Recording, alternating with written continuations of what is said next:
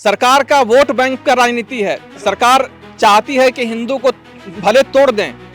एक तरह से उनका इच्छा है कि इस कानून का लागू करेंगे तो SC/ST वर्ग, OBC वर्ग हमें वोट देगी। कोई भेदभाव नहीं होता जी, आपको लगता है? नहीं, कोई भेदभाव बनाने के लिए गाइडलाइंस आई हैं। सुप्रीम कोर्ट को मैं धन्यवाद देना चाहता हूं कि ऐसे काले कानून को रोक लगाया है उसने। आने वाली पीढ़ी हमारी खतरे में है, हमारा स्वर्ण समाज पूरा खतरे में है। क्या करना चाहते हो?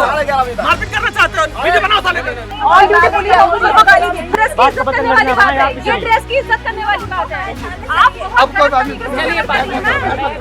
अगर ये इकट्ठे हो गए तो ये अपनी ताकत दिखा देंगे। सरकार को इस चीज का डर है। सरकार अगर इस चीज से नहीं डरे तो करने देना। नमस्कार, आप सभी का स्वागत है दियश पर और मैं हूं स्नेहा आपके साथ। इस वक्त मैं मौजूद हूं दिल्ली के जंतर मंतर पर, जहां पर UGC की नई गाइडलाइंस को लेकर उसका विरोध करने के लिए यहां पर कुछ लोग मौजूद हैं। ये जनरल कास्ट के लोग हैं जो ये कह रहे हैं कि UGC की जो नई गाइडलाइंस है उसको वापस लिया जाए। हालांकि अभी जंतर मंतर पे इन लोगों को परमिशन नहीं मिली है, इसलिए पुलिस वालों ने इनको बाहर ही रोक लिया है। इनको अंदर जाने की अनुमति नहीं मिली है। इसी के साथ मैं आपको बता दूं कि इनके साथ साथ बहुत लोग हैं जो उनको हाउस अरेस्ट कर लिया है। ऐसे में जो है तमाम सवाल अभी भी यही खड़े होते हैं कि UGC की नई गाइडलाइंस को लेकर जो विरोध प्रदर्शन किया जा रहा है उस पर अभी फिलहाल सुप्रीम कोर्ट की तरफ से स्टे लगा दिया गया है, यानी कि वो जो नई गाइडलाइंस है वो लागू नहीं है। वो 2012 की ही गाइडलाइंस अभी तक चल रही हैं। सुप्रीम कोर्ट ने जब दुनिया भर में तमाम प्रदर्शन देखे, विरोध प्रदर्शन देखे, तो उसको देखते हुए इस पूरी गाइडलाइंस पर स्टे लगा दिया था और ये कहा था कि नई गाइडलाइंस दोबारा जारी की जाए, इसमें कुछ चेंजेस किए जाए। इसमें खामियां थी, कमियां थी, इसको खुद सुप्रीम कोर्ट और सरकार ने माना है। लेकिन अभी भी जो है UGC की नई गाइडलाइंस को लेकर तमाम जगहों पर विरोध प्रदर्शन देखने को मिल रहा है। लोगों का कहना है कि UGC की जो नई गाइडलाइंस आई हैं उससे लोगों को बहुत दिक्कत हो रही है, उनके बच्चों को दिक्कत हो रही है और उनके आने वाले भविष्य में काफ़ी असर पड़ने वाला है। तो आइए लोगों से बात करते हैं और जानते हैं। UGC की नई गाइडलाइंस जो जारी की गई थी उसको लेकर दुनिया भर में तमाम प्रदर्शन देखने को मिले, विरोध प्रदर्शन देखने को मिला है। लेकिन अभी भी सवाल यही है कि जब सुप्रीम कोर्ट ने उस पर स्टे लगा दिया है, वो अभी गाइडलाइंस लागू नहीं की गई है, तो विरोध प्रदर्शन क्यों हो रहा है? विरोध प्रदर्शन इसलिए हो रहा है कि सरकार की पूरी मंशा है, सरकार का वोट बैंक का राजनीति है। सरकार चाहती है कि हिंदू को भले तोड़ दें। एक तरह से उनका इच्छा है कि इस कानून का लागू करेंगे तो SC/ST वर्ग, OBC वर्ग हमें वोट देगी और पूरी मंशा है लागू करने की। अभी कुछ दिन पहले SC/ST एक्ट को सुप्रीम कोर्ट ने रोका था, तो सरकार ने बहुमत से सदन में पारित करके कानून को फिर से लागू कर दिया। तो सरकार यदि सुप्रीम कोर्ट यदि ऐसा आदेश दे रोकने के लिए, सरकार नहीं रुकने वाली है। जनता आगे बढ़ कर के सरकार का विरोध प्रदर्शन करेगी। कहीं ना कहीं हमारी बात नहीं मानी जाएगी तो उनके मन में होगा कि इतने वोट हमारे सवर्णों के जाएंगे, 20%, 22%, 30%, इतने वोट होंगे। हम वोट तो खैर बाद में नहीं दें, अलग बात है, लेकिन अभी हम विरोध प्रदर्शन करके हम इसे सरकार के को अपना मंशा जाहिर करना चाहते हैं कि हम आपके साथ नहीं हैं इस कदम में, और इसको जहां पे है वहीं पर रोल बैक कीजिए। अपने सरकार कहां बोली है कि हम गलत कर, सरकार के कोई भी मंत्री या प्रधानमंत्री आज तक ये बयान नहीं दिए हैं कि हम गलत काम किए हैं और इसको वापस ले लिए। सुप्रीम कोर्ट तो एक गवर्नमेंट और पब्लिक के बीच में आकर खड़ी हुई है कि हम इसे रोक के रखे हैं, लेकिन सुप्रीम कोर्ट कब तक रोक कर रखेगी? सुप्रीम कोर्ट यदि अपना वर्डिक्ट दे भी देती है तभी सरकार यदि मतलब आपका ये कहना है कि सुप्रीम कोर्ट अगर उसको रोक देती है, पूरी तरह स्टे लगा देती है, नई गाइडलाइंस लाने के लिए कहती है, तो आपको ये लग रहा है कि सरकार जो है वो नहीं मानेगी? सरकार बिल्कुल नहीं मानेगी। सरकार की ये मंशा है कि इस कानून को, मतलब जो भी UGC के जो अमेंडमेंट हैं उसको लेके आएंगे तो हमें वोट बैंक में काफ़ी फायदा होगा और सरकार नहीं रुकने वाली है। सुप्रीम कोर्ट कुछ दिन के लिए रोक भले सकती है लेकिन सरकार नहीं रोकेगी। लेकिन ये सर, एक तो ये संस्था का काम है, ये तो UGC जो संस्था है उन्होंने UGC यानी कि university grant commission in India, ये उनकी तरफ से गाइडलाइंस आई है, उन्होंने जारी किया। उनका ये कहना है कि भेदभाव को रोकने के लिए गाइडलाइंस लाई। नहीं, कोई भेदभाव बनाने के लिए गाइडलाइंस आई हैं। कोई संस्था ने गाइडलाइन नहीं है। सरकार के सारे सांसद उसमें बैठे, जो कमेटी बनाई उन्होंने ये एक्ट बनाया है, इसमें गाइडलाइंस जारी की हैं। बिल्कुल एकदम सारा जो शिकायत करता होगा उसके खिलाफ कोई भी झूठी पाई जाएगी तो भी कोई कार्रवाई नहीं होगी, वो तो करेगा झूठी। और हमारी बात यह है कि हमारी सवर्ण समाज की बात को दबाने के लिए इस तरह से ये परमिशन कैंसिल की जा रही है, धरना नहीं दिया जा, हमें अपनी बात नहीं कहने देनी जा रही है। और अभी भीम आदमी की जहाँ सभा होती है, अभी भी अगर वो कहें कि अभी करनी है आज ही, तो आज ही परमिशन उनको मिल जाएगी। जी सर, आपका क्या कहना है इसको? मेरा कहना ये है कि पहले आप ये कह रहे थे कि सुप्रीम कोर्ट ने रोक लगा दी है, तो आप क्यों कर रहे हो उसे? जब सुप्रीम कोर्ट ने इस पर रोक लगा दी है तो भीम आर्मी वालों ने क्यों किया था? जब कोर्ट ही इसे करेगा तो उन्होंने क्यों किया था? ये फिलहाल केवल कोर्ट ने रोक लगाई है क्योंकि सामान्य वर्ग शांत हो जाए, उसके बाद फिर इसे लागू कर दिया जाए। नंबर एक बात। नंबर दूसरी बात, अगर ये शासन अगर हमारी ताकत देखना चाहता है तो हमारे नेताओं को यहाँ आने देता, उसके बाद हम पे ताकत आजमाता। शासन में ज़्यादा ताकत है या हम में ज़्यादा ताकत है, इसका फैसला नहीं हो जाता। तो आपको क्या लगता है कि भेदभाव होता है कॉलेजेस यूनिवर्सिटीज में? कोई भेदभाव नहीं होता जी, आपको लगता है? मैं एक चीज कहता हूँ सर, मुझे लगता नहीं है। मैं खुद ग्राउंड पे गई हूँ, मैंने लोगों से बात की, स्टूडेंट से बात की, उन्होंने खुद कहा कि अगर हम SC ST से हैं तो हमसे हमारे साथ भेदभाव किया जाता है। वो स्टूडेंट जो होंगे ना, वो SC ST वाले होंगे तो वो तो कहेंगे, सवर से पूछ के देखो। तो मतलब आपकी तरफ से कोई नहीं होता है, कभी नहीं होता है। अच्छा, आप एक अर्जन एक्ट वाला मामला है, क्या ये आपको नहीं पता उसमें सही चीज है या गलत चीज है? अगर मुझसे किसी का जमीनी विवाद है तो जमीनी विवाद को छोड़ के वो अर्जन एक्ट लगाने की सोच रहा है, तो ये क्या है? ये गलत प्रयोग हो रहा है उसका, और इसका भी गलत प्रयोग होगा। जी सर, ये जो गाइडलाइंस है पूरी पहली चीज है, इसके लिए कोई प्रॉपर स्टडी नहीं की गई है। आप यहाँ पे देख सकते हैं कि जो प्रोटेस्ट करने के लिए लोग आए थे उनको पुलिस की तरफ से निकाला जा रहा है, उनको यहाँ से हटाया जा रहा है। आप देख सकते हैं यहाँ पर जितने भी लोग थे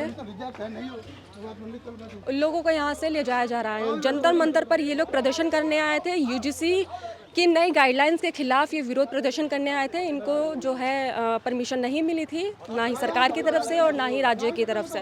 तो वहीं पर अब जो है इन लोगों को जो है गाड़ी में भरा जा रहा है और यहाँ से इनको हटाया जा रहा है।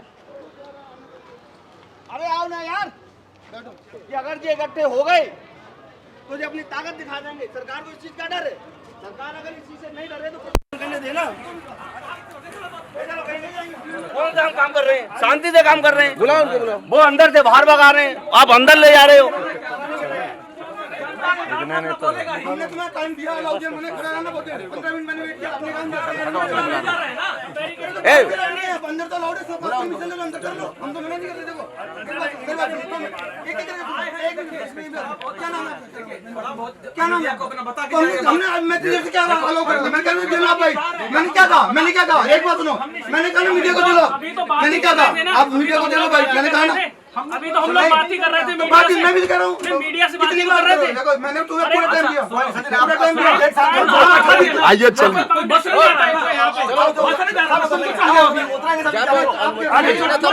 इनसे क्यों बहस कर रही है? अपना ड्यूटी नहीं मार रहे हैं, इनसे हमें क्या दिक्कत? इनसे क्यों बहस कर रहे हैं? आप तो बोल रहे हैं 11:30 बजे तक टाइम है हम लोगों का। चलिए, मैं परेशान नहीं हो रहा। देखो जनता यहाँ पे तोड़फोड़ कर रही है, ना मारपीट कर रही है। तो आराम से खड़े हैं। आप वहाँ अंदर करके फिर जा रहे हो, क्या करना चाहते हो? मारपीट करना चाहते हो? वीडियो बनाओ साले।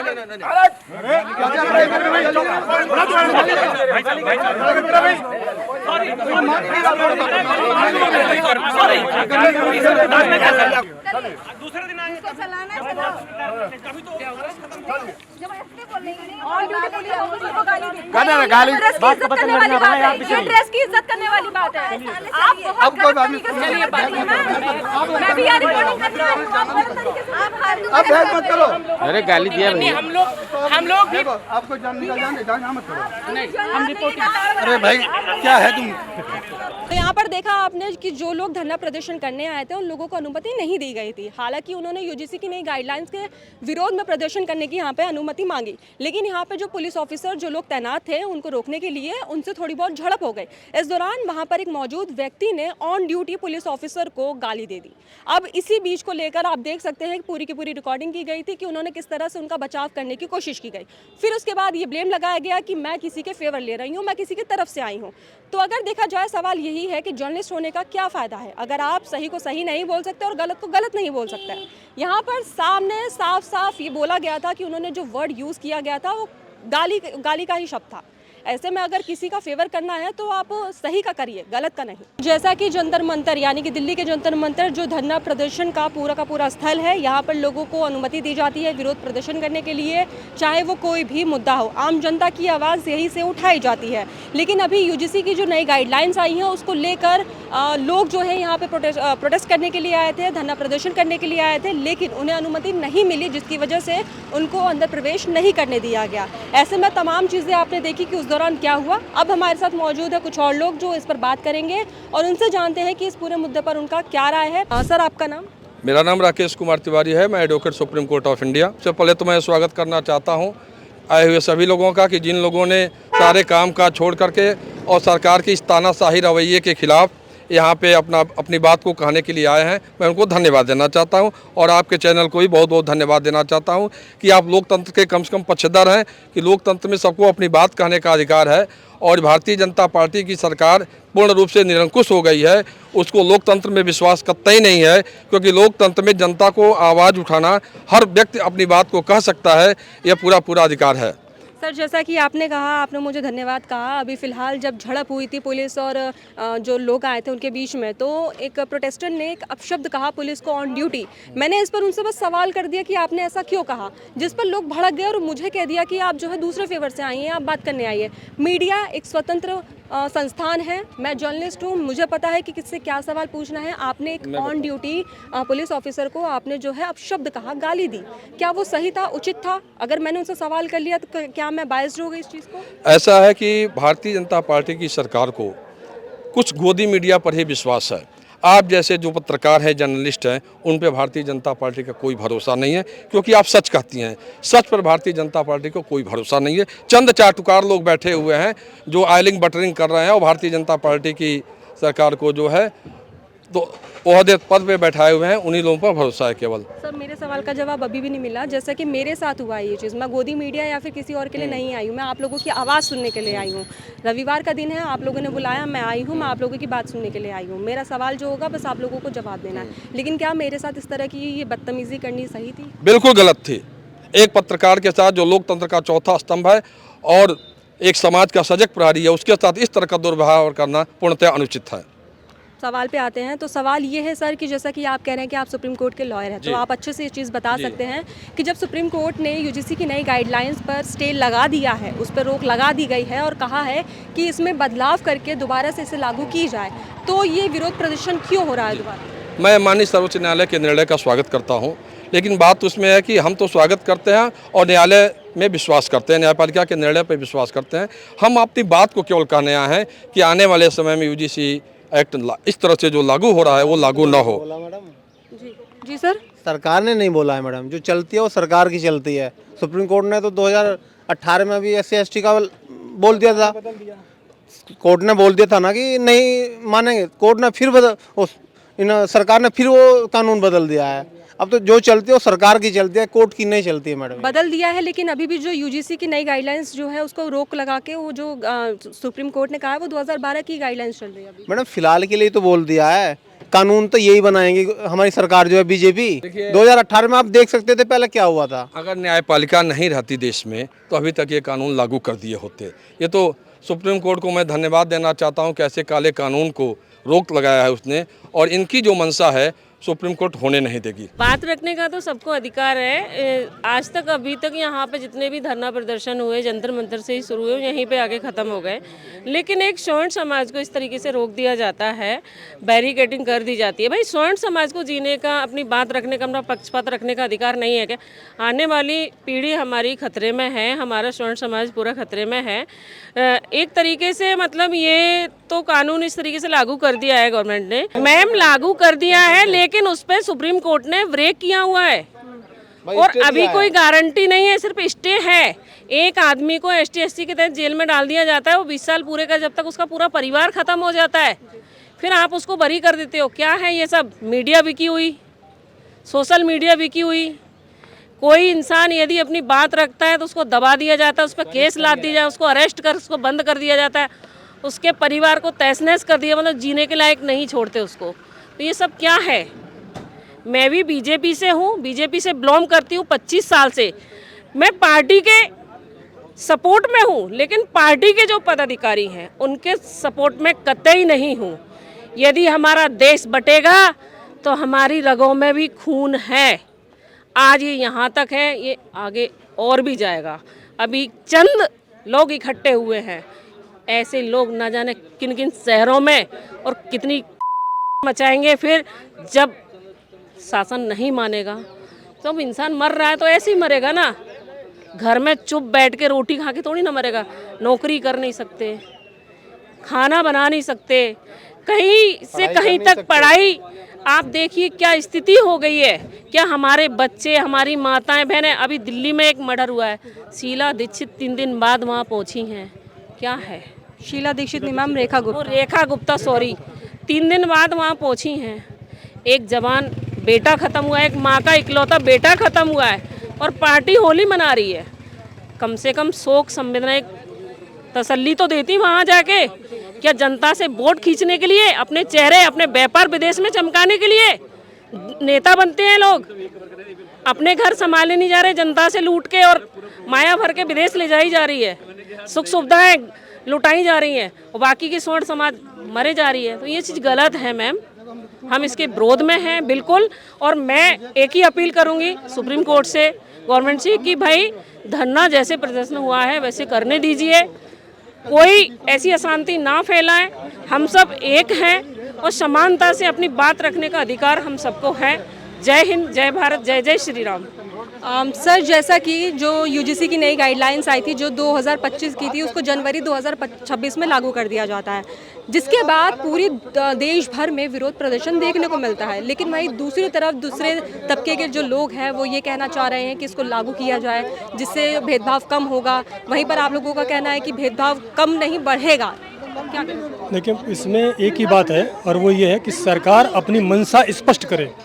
सरकार जब तक अपनी मंशा स्पष्ट नहीं करती है तब तक कुछ होने वाला नहीं है, क्योंकि ये तो हम आपस में ही बट रहे हैं। हिंदू आपस में बढ़ता चला जा रहा है। कहाँ हम बात करते हैं एकता की, एक जनमानस की, एक राष्ट्र की, और वहाँ हम एक राष्ट्र में अलग अलग बात बंटवारा करें, तो ये तो उचित नहीं है। कानून एक होना चाहिए, एक विधान, एक संविधान, सब कुछ जब हम एक पे आते हैं, सबका विकास है, तो जब हम सबके विकास पर आते हैं तो वहाँ पर ये बंटवारे वाली जो चीज़ें हैं वो नहीं आनी चाहिए। हम सब जितने भी लोग यहाँ पर इकट्ठे हैं तो सब बीजेपी से बिलोंग करते हैं, सब बीजेपी के हैं, समर्थक भी हैं उनके और कट्टर समर्थक हैं। लेकिन उसके बावजूद भी अगर इस तरीके का ये जो चीज़ रहेगी तो इसमें समर्थक फिर कहाँ जाएंगे?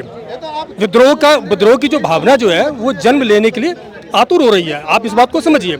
इसलिए मेरा सिर्फ सरकार से यही कहना है कि सरकार इसको अपनी मंशा स्पष्ट करके और इसको क्लियर करे अपने हिसाब, क्योंकि सरकार के ही स्तर से ये मैटर क्लियर होगा। सुप्रीम कोर्ट इसमें कानून लागू कर सकता है, कानून नहीं लागू कर सकता, वो सुप्रीम कोर्ट के अधिकार में। पर जो जिस जनमानस ने भारतीय जनता पार्टी को इस ऊंचाइयों तक पहुंचाया, उसकी भावनाओं की जो कद्र करना है वो भी हमारे शीर्षस्थ नेताओं को जो है वो, तो इसलिए उनको ये चीज़ समझनी पड़ी है।